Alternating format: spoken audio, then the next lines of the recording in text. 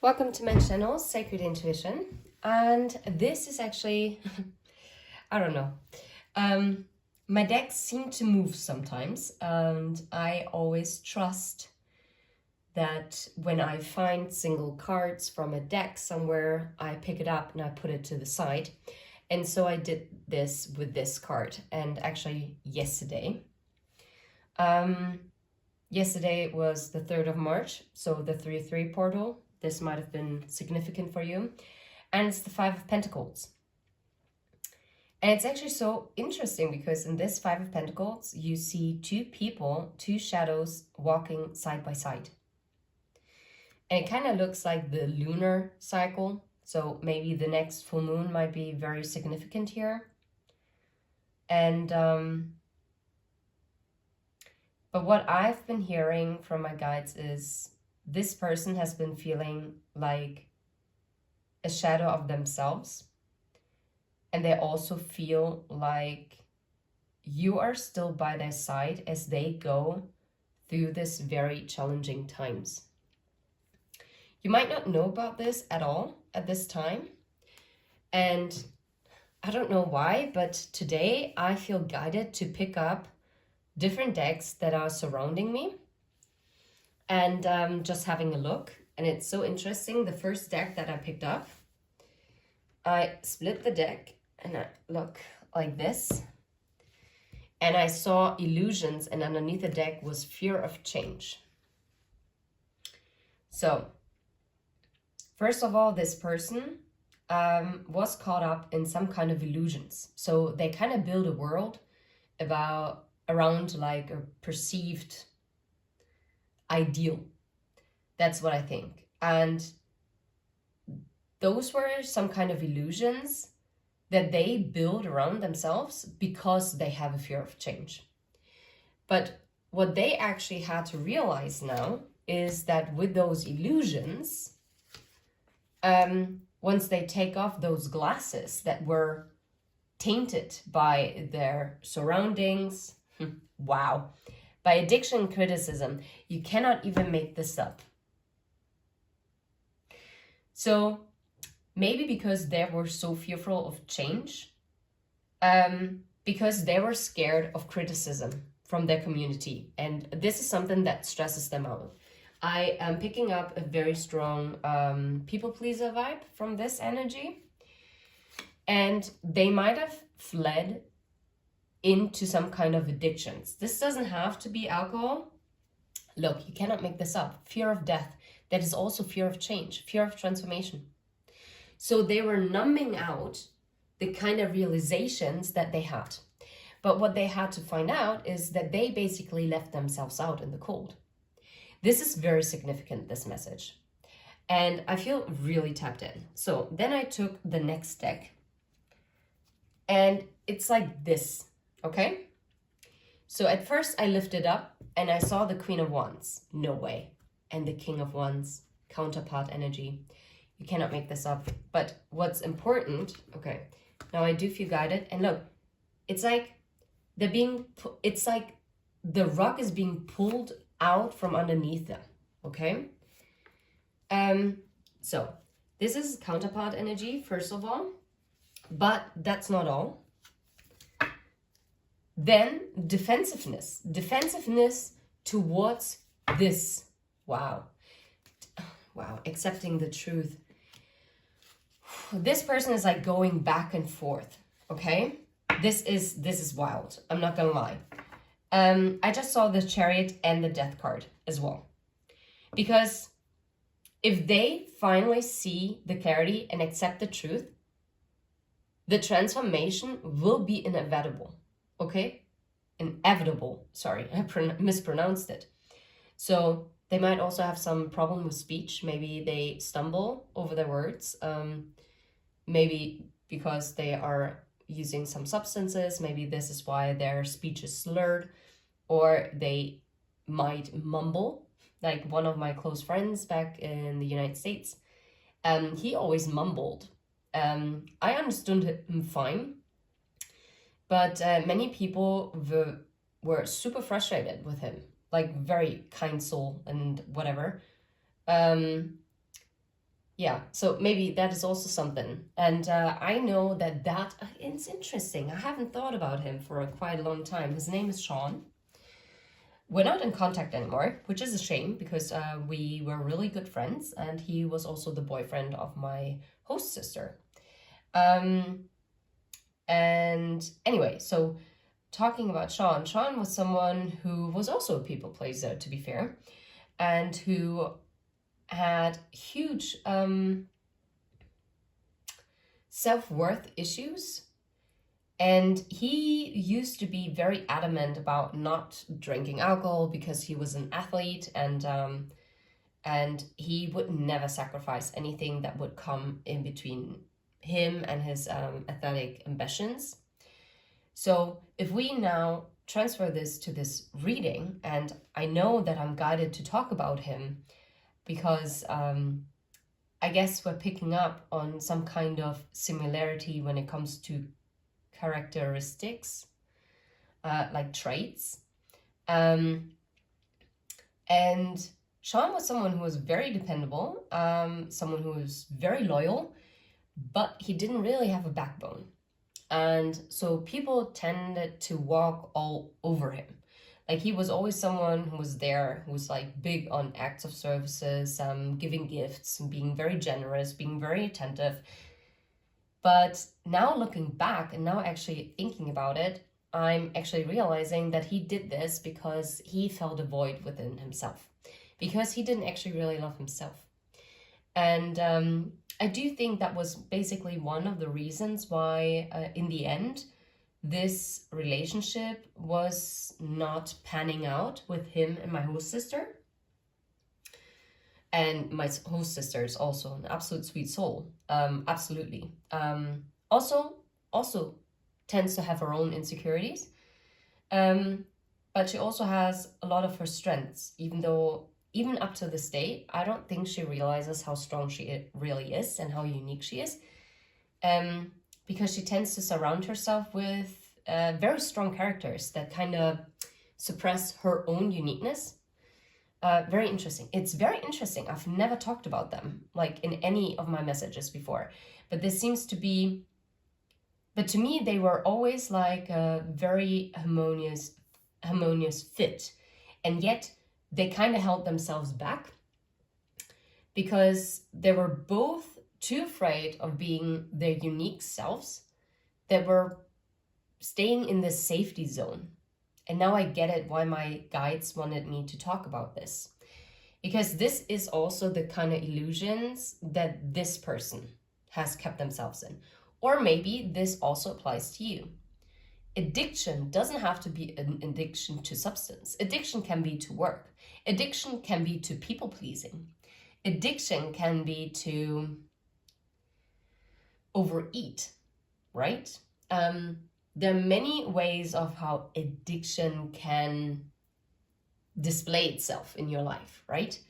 So, and especially if this is a person that you're connected to, or they're connected to you, you will have some kind of mirroring. Depends how strong your soul bond is, the higher level of connection you have, the heavier the mirroring. This is why soulmate relationships are being perceived as being more harmonious, because they tend to support you more through your triggers rather than pushing you beyond your limits. While the higher the connection goes, and that doesn't mean that a soulmate bond is less beautiful or less important, no. But we have different soul contracts, and some people sign up for higher level connections because they signed up this lifetime to experience these for a certain growth. And a higher level soulmate or a twin flame, a divine counterpart, whatever you want to call it, is going to be someone who's going to push you out of your comfort zone. They're not going to push you out of your comfort zone by being physically abusive or verbally abusive. No. I'm not talking about abusive relationships. if you are relating to an abusive behavior, a person who was abusive to you, I'm very sorry to correct this to you, but this is not what this message is about. And I highly doubt that you truly resonate. Then I think you are actually stuck in illusions because you're trying to make something fit that is very low vibrational to something that is not of lower vibrations here, okay? Because higher level connections, even though they're difficult, and yes, there are also some lower vibrational periods that you have to navigate through. And those are the times where you're being severely triggered and trauma is being brought to the surface. But it doesn't mean that you are constantly in this state and you're not changing. This is how you, and I know how many other readers also say this, and I can only confirm it, and I can only also say it again and again. A karmic relationship is something where cycles are repeating, you're triggering each other, but none of you is actually changing for the better. In divine connections, divine counterpart, twin flames, higher level soulmates, and soulmates, actually, soulmates, you don't get so much triggered. You get more triggered by external sources, and that soulmate is actually by your side. So let's take the soulmate bond out of it. Let's talk about higher level connections. It's divine counterparts, twin flames.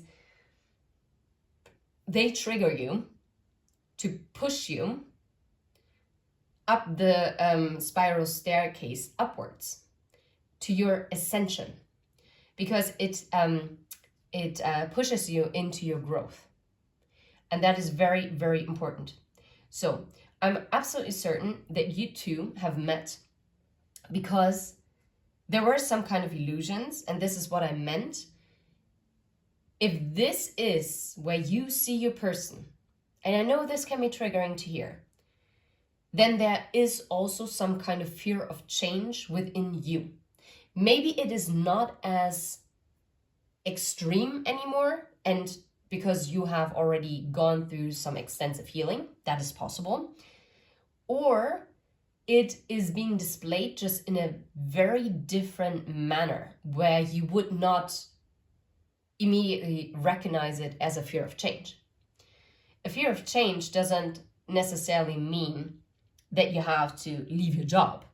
Or a fear of change can also be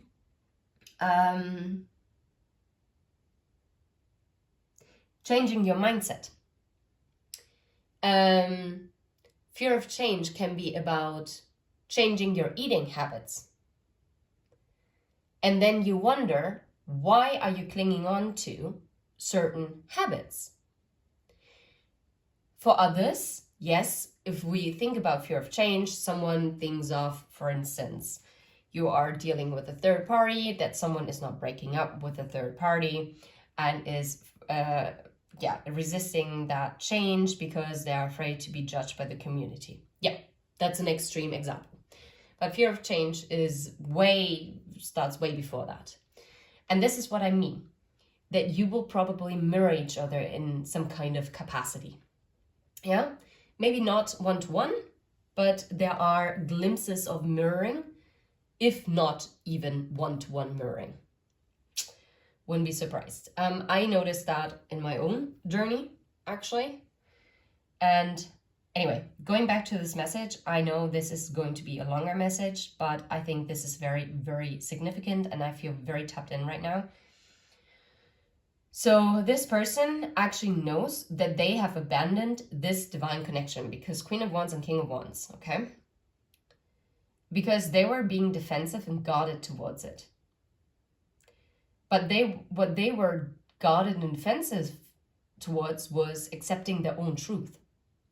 It wasn't actually that they were necessarily closed off to you, but they were closed off towards the change that it would mean actually being with you. It would mean that it requires stepping out of their comfort zone. It I mean, look at this, fear of change. For instance, maybe the person you're dealing with, or maybe you, let's talk about you. You grew up in a very religious household, and all of a sudden, even though it's probably not all of a sudden, so subconsciously it was always there, but you start to believe in energy. And that is something that no one in your family talks about, because no one believes in it. So either you believe in God, like for instance in Christianity, or in Allah, or whatever, in Buddha, and everything or anything besides that is being frowned upon or is not something that is valid. And then you are meeting someone who is speaking to your soul, and all of a sudden you realize, oh, that person also believes in energy. Oh, wow. Okay, now I can actually be myself, my authentic self. Now, if you would decide to be with that person who openly talks about energies, you would open yourself up to criticism, because you know that certain people are very maybe narrow-minded because they believe in A, and now you have started to believe in B. And now those two things don't align. They can go parallel to one another, ideally, but they're not crossing. There are no, it just doesn't cross, okay? So, and, or another thing, I think this is probably, I don't know why I was guided to say, I think it's probably one of the more tougher changes. Let's talk about sexuality. Oh my, I probably get shadow banned for this. Yeah, if you talk about your orientation, let's put it like this, because YouTube doesn't like it if someone uses these kind of words. I noticed that because my views drop like crazy. Anyway, so, but this message is very important. And so if you talk about your orientation and all of a sudden you are not suppressing it anymore, right? Because you're stepping into your authenticity, because finally you can be yourself. But because you're so afraid of criticism, because you might come from a very traditional home or a traditional kind of community, or also traditional kind of work environment, and all of a sudden you just don't feel comfortable because you have created the illusion that you were with the norm, okay? You were normal. Quotation mark, big quotation mark, right? So that is also something, right? Same sex can be something that can instill a fear, because no one wants to be the odd one out, right? Anyway, but whatever they did and whatever illusions that they fed themselves, and that they, in order to keep those illusions alive, they numbed themselves due to fear of criticism and fear of actually stepping out of their comfort zone, or you might have been. This is why they actually became defensive to it. But what they had to realize is that they juggled their own luck, okay? They juggled their own luck because they were indecisive and caught up in illusions when it came to life changes, and like, yeah, and that basically kept them from that 10 of Cups. You cannot make this up. Now, I want to see from this deck, and now I'm going to pull this on video. Let's see what this one's convey. A blank card. That is wild. 2 blank cards. And then the Hermit.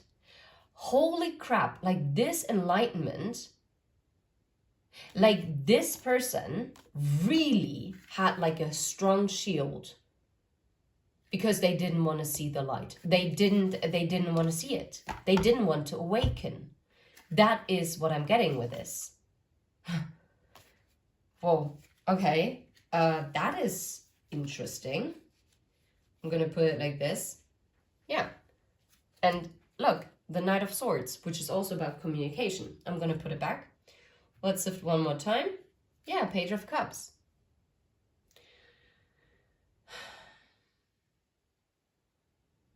What about the Page of Cups? That I don't get. The Wheel of Fortune.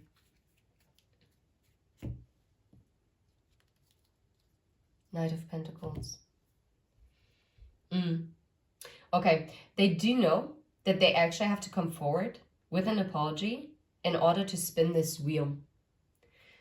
In order to come forward and speak their truth as well, because in this Knight of Pentacles you see the sword that is raised, which is quite untypical for the Knight of Pentacles. And what is this? Yeah, strength. Finding the strength to come forward to present this offer.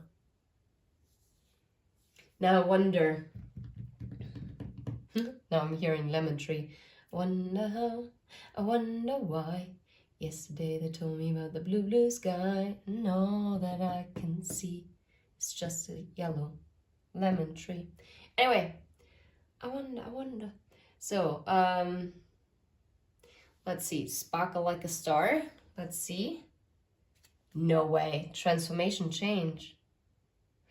The magic of change does not happen from today to tomorrow. It talks about healing, change, transformation, and new direction. Wow. Okay, let's put this here. This is wild. Okay, because they were lying there and I lifted it up. Let's see. Is there anything else? I don't know. Is there anything else that wants to come? You can't make this up. The lonely robot who always just functions, forgets themselves. Stress makes you lonely. It talks about commitment. It talks about yes-sayers. Someone who's basically just following the crowd, and someone who's just functioning. And it seems like they are transforming this year, okay? Let me check if you can you see this here still? Yeah, you do. Do you also see it if I put it here? Yeah, good enough. To the other side, there's more. Okay, let's see underneath the deck, but I'm also kind of, yeah, dreams. It's about dreams. It's about wishes and desires and visions and messages. No way, an awakening. It seems like this person, or maybe you, are currently having a lot of dreams, and this is what causes them to awaken. And I did post a message before, a couple days ago, how someone had a heart awakening. It is never too late to wake up and to recognize who and what you truly are. And this is so aligned with what I've just gotten. Oh, I forgot how I like it to do readings like this. Because I got the most wild readings before and wild messages. This is wild, yeah. Maybe this is wild message, to be fair. I think I'm gonna name it that. And I'm gonna leave it at that as well. I'm sending you all the very best. Take care, and I hope this message finds whoever this needs to find.